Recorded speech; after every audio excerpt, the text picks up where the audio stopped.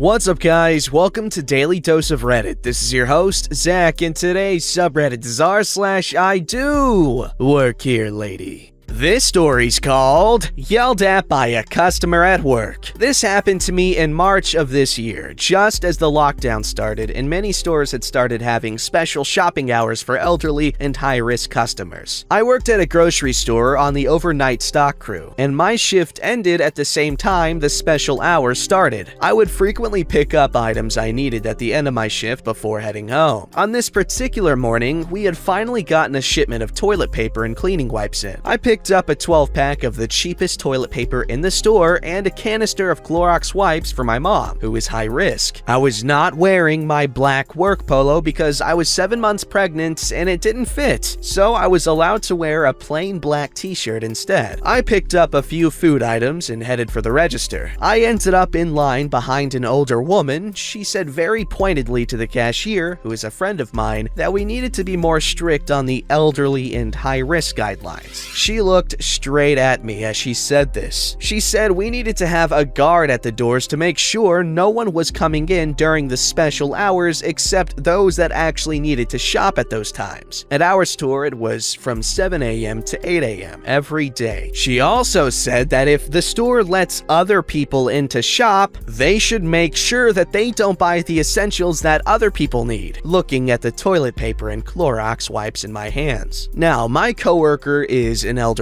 woman, and she's not shy. She's a spitfire, and she'll tell you what she thinks and doesn't give two craps about what you think. She looks straight at the woman and says, "There is a limit on essential items. You can't buy 2 packs of toilet paper." The customer had 2 of the biggest packs of toilet paper we sold. We're talking 18 rolls. The woman snapped at her with a, "Fine, whatever, but I'm not coming in here if you're gonna keep letting other people in during the special hours. I want to speak to a manager." Bet you didn't see that coming. My coworker calls the manager on duty, which happens to be my manager on the overnight crew. He comes up and this woman goes off, yelling about how we're letting regular people shop during the special hours, how the cashier was rude and was limiting her, etc. Full Karen. My manager looks at me and can see that I'm irritated. He looked at the customer and straight up said, "I would like for you to leave." She got angry and asked why she should be the one to leave when she was clearly following the rules of the shopping hours and I was not. He said, and I'll never forget this for the rest of my life, "This customer you are harassing is my best employee. She just finished working a 9-hour shift to fill these shelves so that you could come in to buy your essentials. She is picking up a few items after her shift, and on top of that, you're harassing a pregnant woman who is considered high risk, and she has as much of a right to shop during these hours as you do. She is exhausted and she's scared because of the pandemic, but she comes in every night, works extra hours, and busts her ass so people like you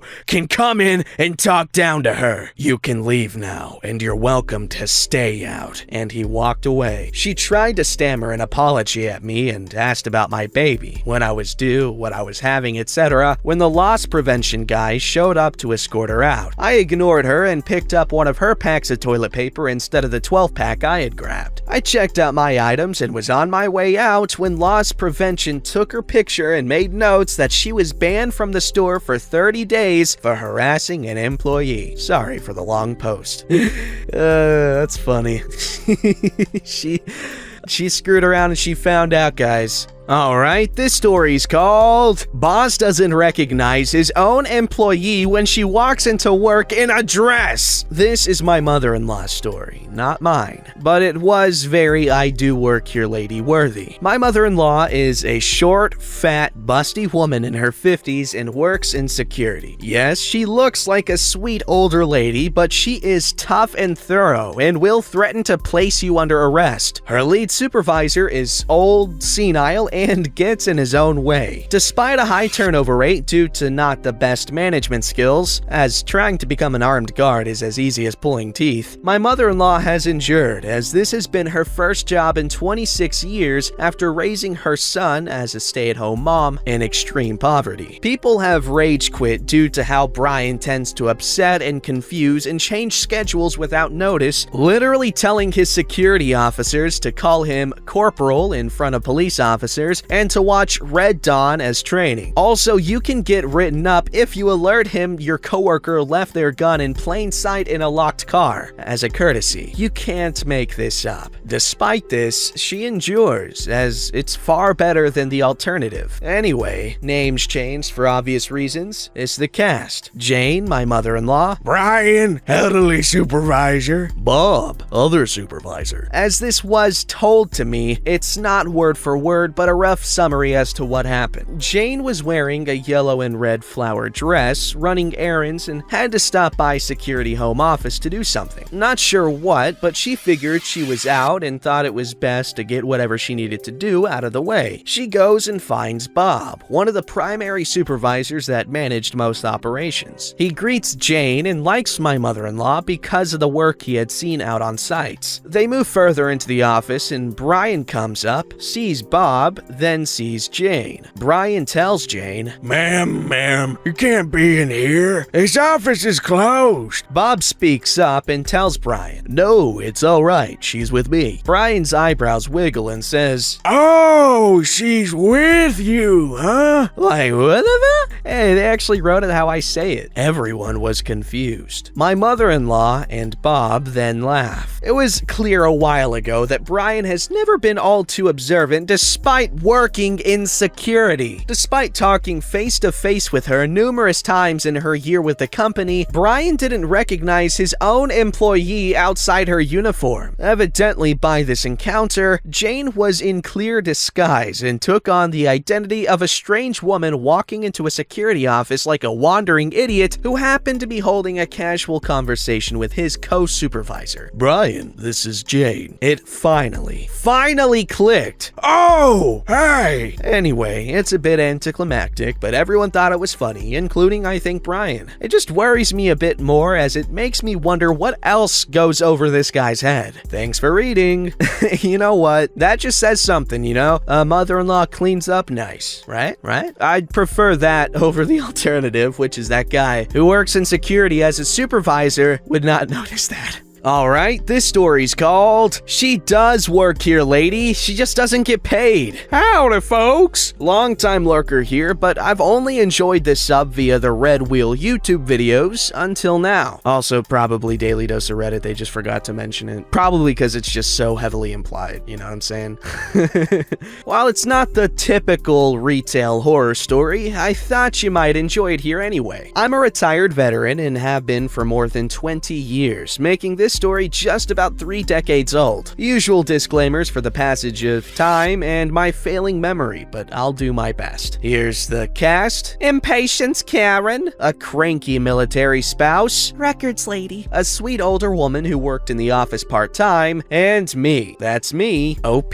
Sorry if this setup gets too long. I'm in civilian government service these days, but back then, I was a technical sergeant in the healthcare administration field. I had been assigned to the base hospital's outpatient records office as the non-commissioned officer in charge not long before these events transpired, and we were short-staffed due to Operations Desert Shield and Desert Storm. So we were busy. This was long before the days of electronic medical records. These were good old-fashioned colored folders, chock full of all your appointment notes and test results, all filed on shelves. Lots and lots of shelves. What with active duty personnel, their family members, and local retirees and their spouses, there were about 44,000 of them. If you scheduled an appointment more than 24 to 48 hours in advance, we would pull your record the night before and send it to your provider's clinic. Otherwise, you had to come see us yourself to sign out your record before you could be seen. It was a weekday, early to mid-morning, I think, and we had a long line of patients at our service window. I was on duty along along with 2 to 3 junior enlisted workers, and Records Lady, a very nice lady. We were dodging each other in the narrow aisles and pulling records as quickly as we could. It wasn't quick enough for impatient Karen, though, who Records Lady was helping. I was near the window checking a patient's eligibility when impatient Karen sighed like the air brakes on a bus pulling up to the curb. A moment later, impatient Karen whines. What is taking so long? Then, This is stupid. I can't believe this. and What's wrong with her? waiting in line is rarely fun, and is much less so when you or your children are sick, so I get it. I stepped up and told impatient Karen that I'd check on her record and be right with her. I found Records Lady in the aisles, looking at the shelves with confused frustration, and I understood the delay. Records Lady had suffered a traumatic brain injury some years before, and while she didn't have any major deficits or disabilities, she occasionally had trouble processing numbers. Our records were organized using a terminal digit system, based on the first 2 digits of the last 4 digits of the service member's social security number. This could be challenge enough for Records Lady if she wasn't in a rush. Being under the pressure of a foul-tempered Karen didn't help. I suggested she take a break in the back, found the record, and took it to the service window. Here you go, ma'am. I'm sorry about the wait.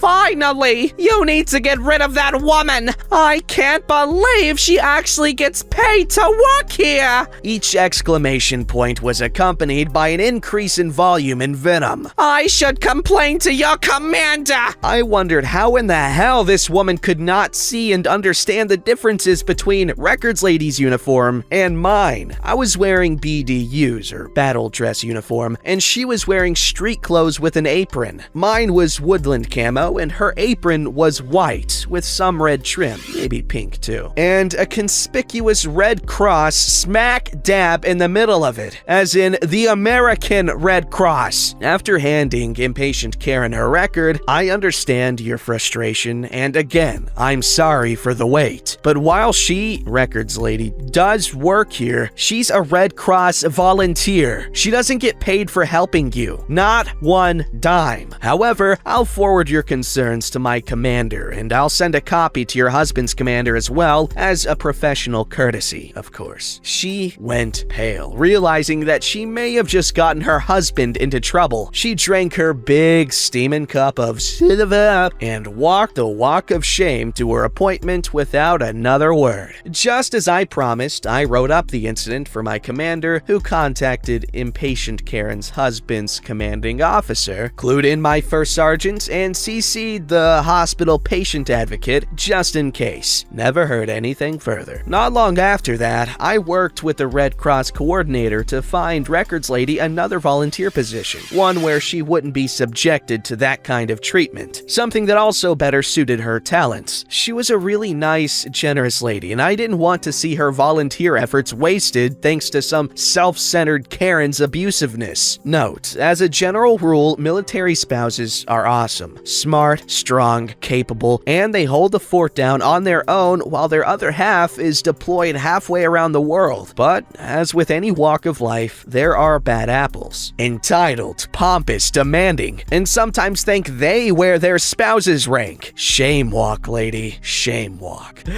Oh my god, it makes me so happy that, people will get in trouble if a military spouse tries to tout their spouse's rank to get something done, to intimidate someone or something. I really appreciate that fact, because situations like these sucks to suck. This story's called You're Paying for My Time. Just saying, this did not happen to me, but to my father. This story happened in the last century. I never got told when exactly. My father worked for a company, and he helped people who had trouble with their software, or at least something technical. I can't remember exactly. In East Germany, where this story takes place, it was common that when you worked with your customers, you'd wear formal clothes, or at least at my father's job. One day, one of their clients, a lawyer, had problems and called the company. He needed help quickly, but it was the worst time for cars or to take the bus, so my father offered to drive there because he had and still has a motorcycle. On this day, he was working without customer contact, so he wore rather informal clothes. When he arrived at the lawyer's workplace, he still wore his motorcycle jacket and held his helmet. He walked in, and before he could say a word, the lady who was the secretary told him to wait and that the boss was busy. My father is a very peaceful man with no intention to get into any kind of conflict, so he just waited for 20 minutes. Then he spoke up and said, "I really understand that your boss is busy, but I think I should inform you that I work for the company and you are paying me for my time, so I can absolutely wait. Every minute I sit here means more money for me." She then realized that this troubled-looking man was the technician and not a client. I wasn't there, but my father told me that the look on her face was priceless. He immediately got access to the computer and the lady even offered him tea. It happened years before I was born, but if I had a time machine, I would go to see this. That's a really nice story. What a kind guy your father is. But I'm just saying personally, I'm sure this has a lot of sentimental value for a memory that isn't even yours. But I think I would use a time machine for something much more significant, like the release date of Tenacious D, The Pick of Destiny. I could go back there and convince everyone to go watch it and buy as many tickets as I personally can so that it blows up in the box office and just the world is overall a better place. Who knows, we probably wouldn't even be in a pandemic right now had that movie done well. Don't ask me how I arrived to that conclusion, but a lot of thought went into it, and I can outline exactly why it would prevent it, but I choose not to for the sake of time. Alright, this story is called Entitled Mother is Really My Stepmom. Oh no, my butt fell off and slapped the ground. When I was around 19, I started my own business. Being a shop owner was cool for a while. Then a woman came in and said she needed a cake. For context, my shop is not a cake shop. Thinking she was confused, I told her the cake store is down the street. She said, "No, I know it's here." I insisted she was making a mistake and it's where I told you it was. Then she left in a huff and a puff. Sometime later, I received an angry call from my father saying that woman was his wife and she came in to take the cake for his birthday that I made him. I laughed so hard. There's my butt again. I fell off and slapped the ground because I got cake. Cake, but entitled mom doesn't. Alright, this story is called Employee Thinks I'm Only a Customer Who Wanted to Help. This is my first post on Reddit, so here we go. It's been a week since I started working at a big electronics store in the US as a sales specialist. I just finished my training and still didn't get the uniform. I went to my department and started walking around in the area. I saw another employee trying to move monitors and put them on shelves. I offered to help, I'm assuming. She reluctantly declined. I waited for about 10 seconds and asked her again. She finally realized that I was a new hire and I helped her stock all the products. That's funny. It's a simple story. I want to know her reaction though. Don't forget to like, subscribe, and hit that bell to never miss an episode.